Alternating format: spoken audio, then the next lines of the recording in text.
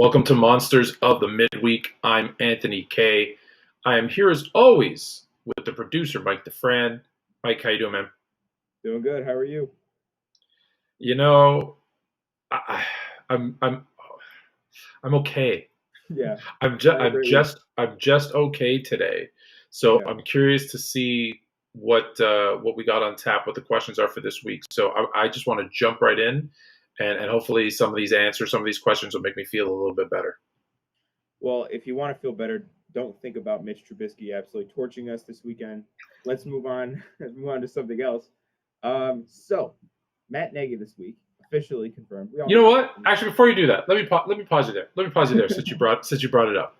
I am not surprised that Mitch Trubisky played well, and I'm not surprised for two reasons. One, he's a talented quarterback. He's also has zero pressure now because he knows he's not playing. Josh Allen is the starter. Right. And anytime he kind of, even with the Bears, came in with no pressure, he played well. I've always been big on guys in revenge games. Right? And it is a revenge game. So I'm not surprised that he played well. If Josh Allen weren't there, could he lead the Bills to, Super Bowl like they're suggesting Josh has an opportunity to do this year? The answer is no. So I'm not mad at that. I'm happy for Mitch. He seems like a nice guy. So Good for him. He had a preseason 2 and he played well. Good for him. Yep. All right, let's get to Matt Nagy. It sounds like. So Matt Nagy this week, we all knew this was coming, confirmed that Andy Dalton would be the week 1 starter for the Bears against the Rams, Sunday Night Football in Los Angeles. He also said that Justin Fields is going to start the last preseason game against the Tennessee Titans this weekend. So what is your expectation for Justin Fields in this final preseason game, and this is a little more down the line, for Andy Dalton in the first regular season game? Okay.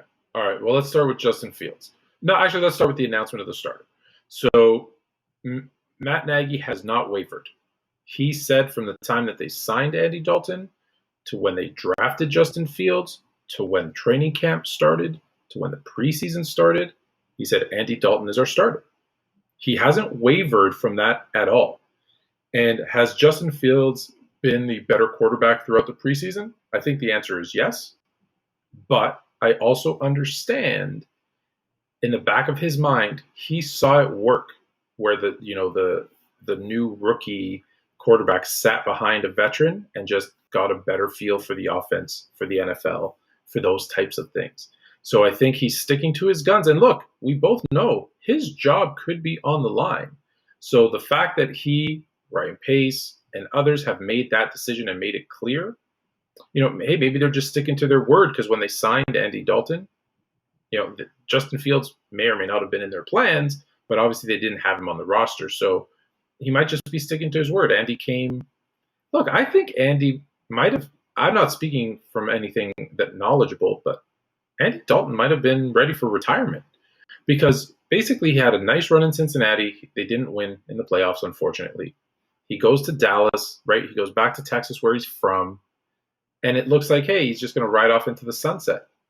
Nagy, Pace, call him up and say, hey, here's an opportunity for you to start again for a team that has some offensive weapons, for a team that has a solid defense, and you're going to be our starter. And he may have said, again, we don't know behind the scenes, he may have said, well, I'm only coming if you guarantee me I'm the starter. Like, I don't want to be, like a Mike Glennon situation where you told him he's the starter and then you draft Trubisky and start Trubisky.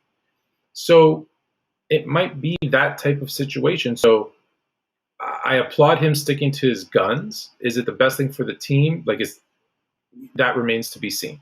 So that brings to your next question about Justin Fields in the preseason week 3. I think we're going to see the same thing we've seen. I think we're going to see an offensive line which looked good in the first preseason game where they knew the Dolphins because they had joint practices together. I think we're going to see a lot of holes in the offensive line like we saw in week 2. Tennessee's, I think, right in the middle. I think their defensive front is better than the Dolphins. I don't think it's as good as the Bills. I think the Bills actually are going to be obviously right in the mix this season for a Super Bowl. Right. So they're a really good team. So I think you're going to see him play really well. I think you're going to see some holes in the offensive line. And there's nothing that would suggest anything else. To your point, Right.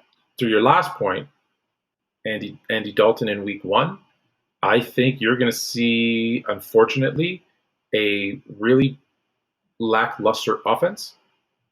I think we're going to struggle to score points. I think Dalton's going to probably throw a pick or two. He's going to get sacked a bunch of times, or at least be pressured, hit a bunch of times. Because listen, the Rams defense, that's what they're going to hang their hat on this year. I'm still not sold. Listen, we've seen Matthew Stafford 2 times a year for the last 12 years. We know what he is.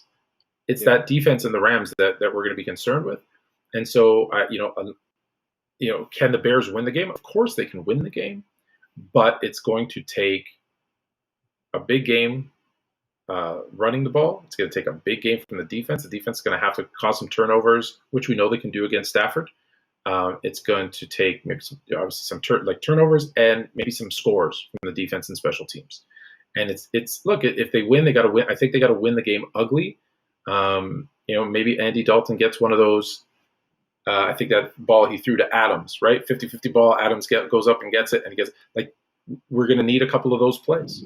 Yeah, 100%. The Bears are going to need to get lucky, especially. I mean, you mentioned Aaron Donald, especially with a guy like Jalen Ramsey, who he's not fun to play against either. They have 2 absolute game changers on that defense. So, so before you go, you brought those 2 guys up, right? And I know we're going to do a week 1 preview, so we'll talk more about this when it's time. But it's hard enough when you got one person to account for on the defense, where is that person all the time? Now you got one in the front and one in the secondary where, okay, Ramsey's over there, Donald's over here. Okay, this is what I got to work with. So and ex-Bear Leonard Floyd, who turns into prime Lawrence Taylor against the Seahawks. Apparently. Man, he looked good. Yeah, I think a lot of people would look good, playing opposite Aaron Donald. Fair enough. Speaking of another impact defensive player, the NFL Top 100 list came out this past week. 2 Bears were selected, Khalil Mack and Allen Robinson. Khalil Mack was, I believe, 23, and Allen Robinson was number 87. There was a big controversy about Roquan Smith not being on the list, who I personally think should have been on the list.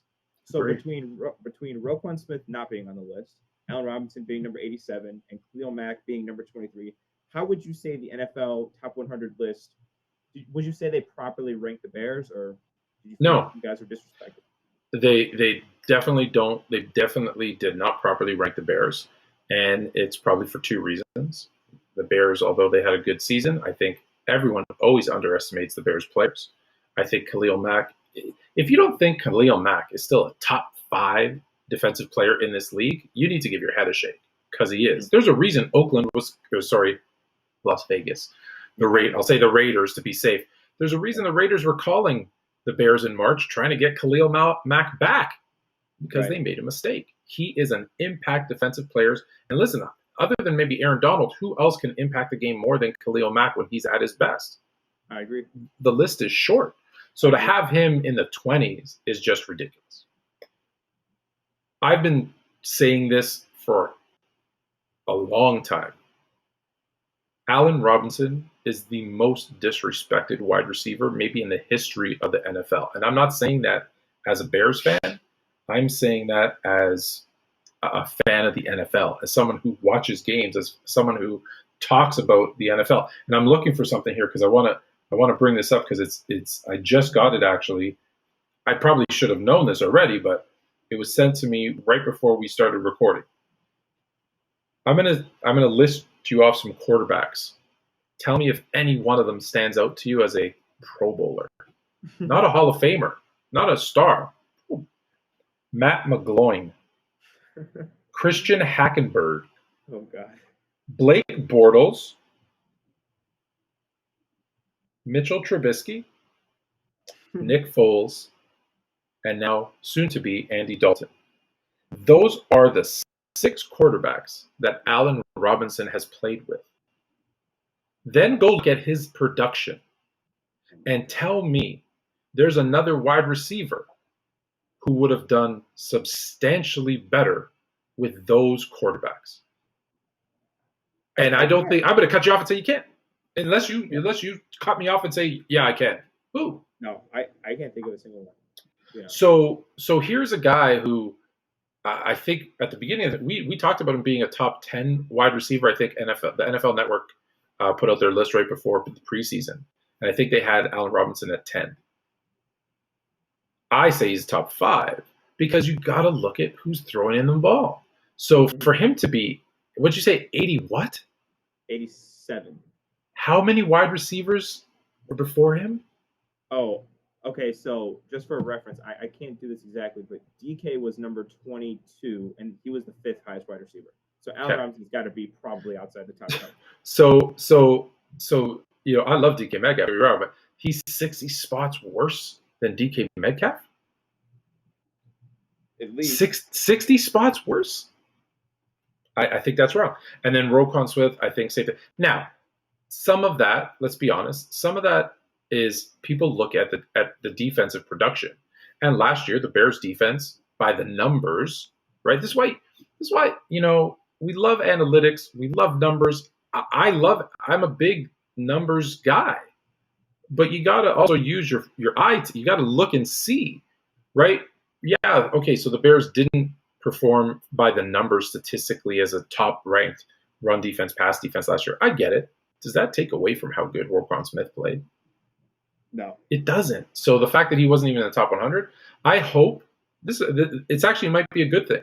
I hope this puts that chip on their shoulder because I love players that come in, hungry and angry, especially defensive players trying to prove something because they typically do a job.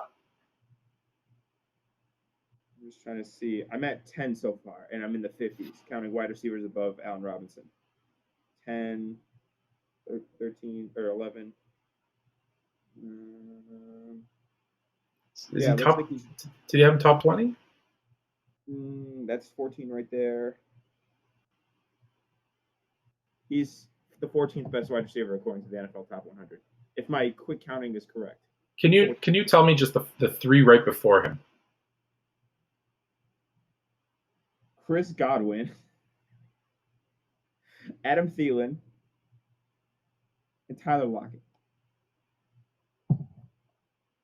I don't know, man. I'm not saying they're bad wide receivers, but they're not even the number 1 receiver on their team. I was just about to say I love the Seahawks. I don't think Tyler Lockett's a better receiver than Allen Robinson. I don't. I love Tyler Lockett in fantasy, but if I'm building a team and you tell me I'm GM anthonyk and you say, hey, you've got 1 slot left for a wide receiver, you take an Allen Robinson or Tyler Lockett, and no disrespect to Tyler Lockett, I'm taking Allen Robinson 10 times out of 10. So that's the stuff. And let's be honest, I would say that, and I know you're going to agree with me. For those that don't know, the producer here, Mike DeFran, does a Seahawks show. Mm-hmm. Would we agree that last year, Mitchell Trubisky or Nick Foles is a little bit worse than Russell Wilson? That's exactly what I was about to say. It's the benefit of the quarterback, really. I mean, if Allen Robinson was having Russell Wilson throwing the ball, I think he's closer to the DK range in the 20s. So if Allen, put it this way, if Allen Robinson is on the Bucs, the Packers, the Seahawks, are we having a different the Chiefs, right? Are we having a different conversation about who Allen Robinson is? And the answer is yes. And so, if I see that, and I'm not, again, you see that, everybody sees that, then why would you do that? So I think, I think the rankings they're the rankings. They're a bunch of people getting together and, trying to do their thing. I take it with as much as I do, and I know the players take this more so, but like Madden ratings, right? It's a bunch of guys punching keys. They're not watching games. They're not, because if they did, things would be different. Yeah, absolutely. My last question that I have for you is another guy that I think could have had an argument for a top 100 spot. I think he was a bit better than some of the other running backs that made it. I wouldn't say it's like terrible. He's pretty on the fence here. But David Montgomery, he is poised to have a big year for the Chicago Bears. Matt Nagy has said that the goal is to get him at least 20 touches a game. So what are your expectations for David Montgomery this year with Andy Dalton, with Justin Fields, with Nick Foles, for crying out loud? What are your expectations for David Montgomery? I expect him to be in the conversation for top 10 running backs in the league. I expect him to easily break not just 1,000 yards. I think 1,300 yards is more realistic. If Nagy sticks, right now he's stuck to his word about starting Andy Dalton. So I hope he sticks to his word, because there were so many times last season where the running game was working. Mm-hmm. And Matt Nagy's play calling drove me nuts. Or sorry, it was Bill Lazor last year, but the play calling over the last year still drove me nuts. And Nagy the year before, just his I'm very, as you can tell, I'm frustrated with Nagy's play calling, and I think we have a running back, right? We have a running back that will set up and make life easier. Look, we know that we have some issues on the offensive line. We know offensive linemen typically like to get out and run block, right? It's much easier. It's much more fun, right, to run. Listen, I'm going back a lot of years before I converted to wide receiver when I was a tight end. I loved the run blocks. Even as a tight end, I was like, yeah, this is fun. I get to knock someone down, right? It was I hated to be in pass protection, because I'm like, right? It's hard. And so it's not hard. It's hard. It's hard. I was going to say it's harder. No, it's hard. That's why not so many people can do it well.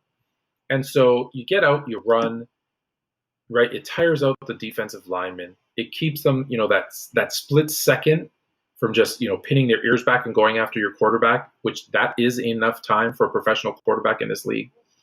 It also allows play action. And let's be honest, name me one quarterback, and I'll give you a prize. I'll buy I won't say a brand new car, but I'll get you a jersey of your choice if you could find me a quarterback who is worse with strong play action than without. I was really racking my brain for a second. I was like, oh man, I'm thinking of that. Bugatti? No, I can't. It's right. If you have, like, I know it sounds like so elementary. People are like, that's not deep analysis. I know it's not. It is the simplest thing. If you have a good run game, you will have a much better play action. And if you have good play action, you can take those shots downfield. You can keep the defense a little bit on their heels, and you have more opportunities. Mm-hmm. So why, when the running game is working, you'd go away from it? I get it. You got to score points, but it's just, you got to pick your spots. So I think David Montgomery, I think this is his breakout year. I think this is the year that, we come back, we'll look back upon and be like, yeah, that was the season. That was the season he came through. And let's be honest, it's been 2006 has been 15 years ago that since we've been to a Super Bowl. And how did we get to that Super Bowl? Defense and running the ball. How did we win the Super Bowl? 35 years ago, it was defense and running the ball, right? That's just been the moniker of the Bears since we were the Staleys, right? since the 20s. So it's not a bad thing. I get it. It's passing the NFL now, and you need to do it. But that's what we're set up to do. We're set up to run the ball, play defense, and have a quarterback who doesn't make mistakes. And in Andy Dalton, and makes the play when he needs to make the play. That's why we brought in a veteran. And down the road, look, I get it. In 2, 3, 4 years from now, I think Justin Fields is going to be a dynamic player, and we're going to be really happy that we moved up and drafted him. But for now, as it's Dalton starting, or a rookie starter. Do you know the last time a rookie starter made it to the Super Bowl? Hold on. I'm going to stop you because it's never. Oh, yeah. I was thinking Big Ben was the second year, yeah. The answer is never. A rookie quarterback has never won a Super Bowl. So let's, that it takes me back to the point where I say, okay, then, hey, it will eventually be one? Sure. But let's let, things play out the way that they are. And so back to your original question, that's my expectation from David Montgomery. I want him to be in that conversation with the Cooks, and he's not, I don't think he's the pass catcher, obviously, that Christian McCaffrey is, and we'll see how he comes back from his injury.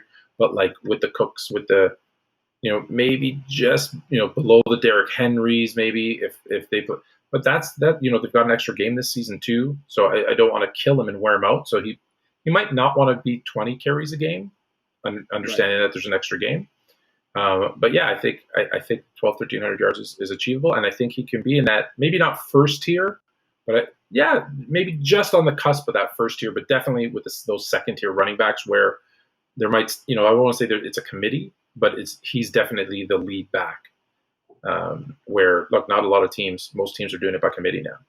Yeah, that's what the Bears tried to do last year. They tried to incorporate, Cordell Patterson, a little bit of Tariq Cohen, who obviously hasn't come back from his injury yet. So, I mean, Patterson left. We brought in Damian Williams, Khalil Herbert, the rookie. So I think definitely. I do like Khalil. I do like the rookie, and I do look. I think it's going to take Damian Williams 5-6 weeks to kind of really get because he took last year off. I think because of COVID. He was my MVP in the Super Bowl 2 years ago with the Chiefs won. Winning the Super Bowl, yeah.